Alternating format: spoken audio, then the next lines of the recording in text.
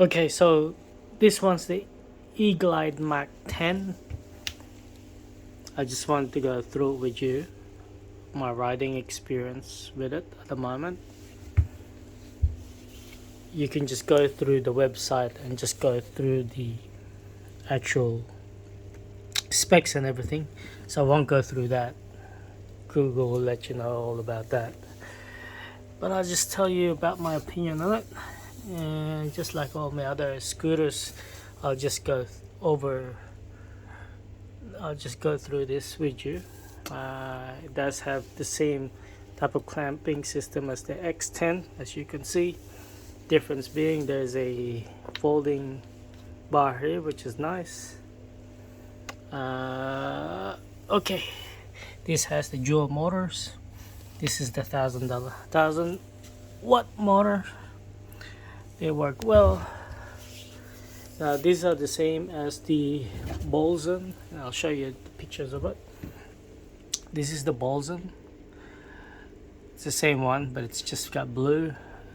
This is the Mark 10. As you can see, it looks exactly the same, except the color is different.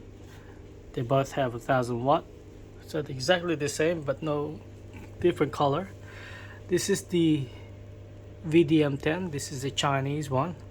This is the actual base model of it, I think, and this is the red version.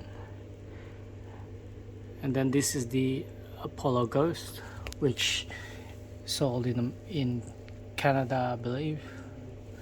And it's the same, pretty much the same. But this one here, I believe, is 800 motors. 800 motors on the front and rear. But the ones in Australia here, they're both 1,000 motors each wheel. Okay, so just wanted to go through with you what I think of it. Now, when I got it, when I rode it, it was stiff and it was just clunky.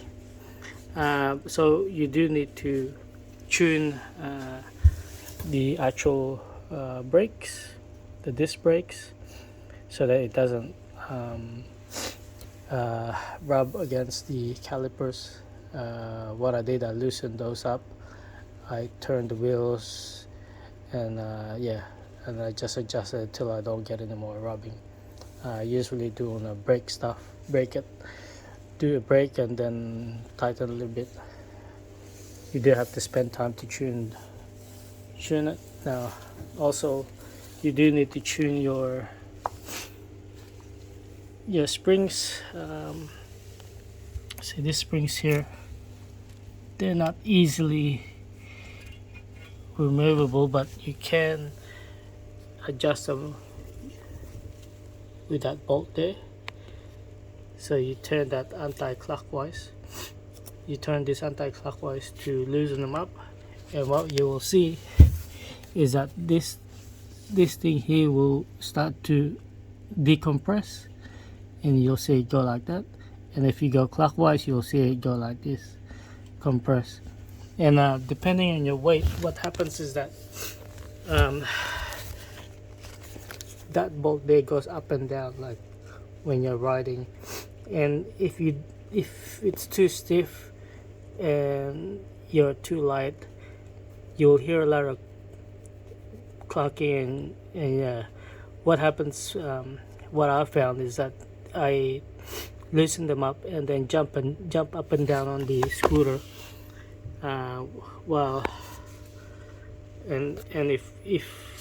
if I don't hear any, because that hits that metal part there and it will make a sound while you're jumping up and down. And the sweet spot is when you're jumping up and down lightly and it doesn't clunk anymore. That's like the sweet spot. But don't fully loosen that, because it could come out. So, but just play around with it. Fully tighten it first. So start with fully tightening it, and you will see the springs compress. Once you can't tighten it anymore, you'll feel it. So don't over tighten it, or you may snap the bolt if you do that. So once you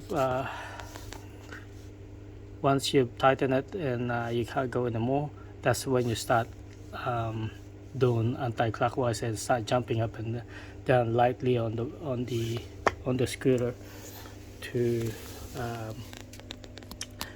find the sweet spot. And that's the same for the back. The back, you need to do all this stuff. And it took me like I guess a few rides to figure out what the sweet spot is, and so it does take a bit of time to tune first, and then you'll like the ride afterwards, because when you get it out of the box it feels stiff, the suspensions for me, and I'm only light, and it doesn't feel like you're floating, you know, like not like my other scooters.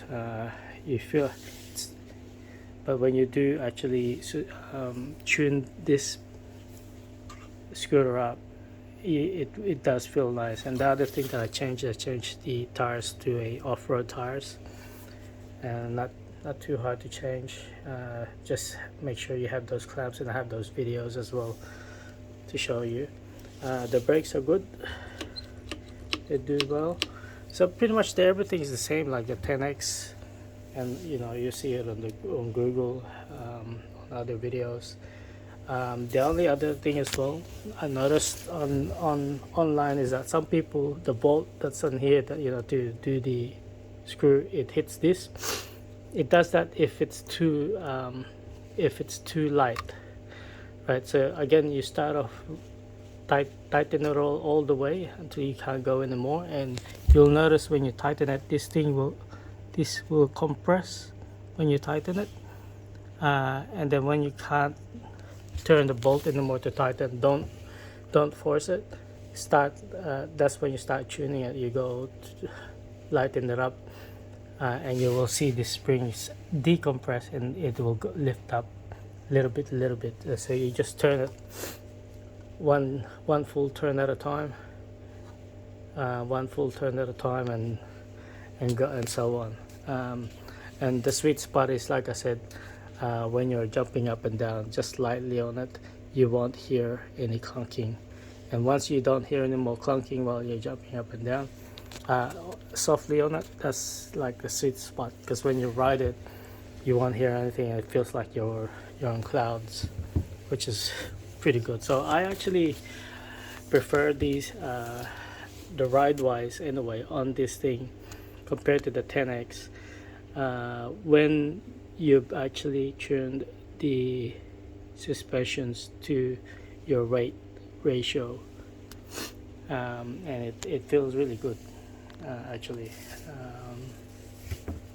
Yeah, so I think the ride quality is great.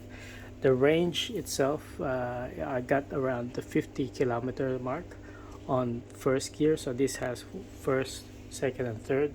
First gear gets you to about nearly 40 kilometers an hour on this thing, and then it gradually goes down to the minimum of 28 or 30 kilometers when the battery is like on the number 1 bar left or so, or 2 bars left. It goes down to 30 or so. But yeah, first gear is fast enough for me. I don't like riding, especially when I'm going off-road. And when you put this on dual, man, the torque on this thing, it just puts your head back, and it feels more powerful than my 10X. And I would actually just, it feels like it's on par with the 10X. It's not, but I prefer, it seems like I prefer the springs on this one when you actually when you or tune this properly. The springs are good, you know, the ride quality when you ride off-road, and if off-road is good, on-road it's like you're on clouds. So yeah, so when you get this, don't be alarmed with all the noises and stuff. You just need to tune it first, and you'll be right. Yeah, so that's the Mac 10, E-Glide Mac 10. It's charging at the moment because I tested out the range.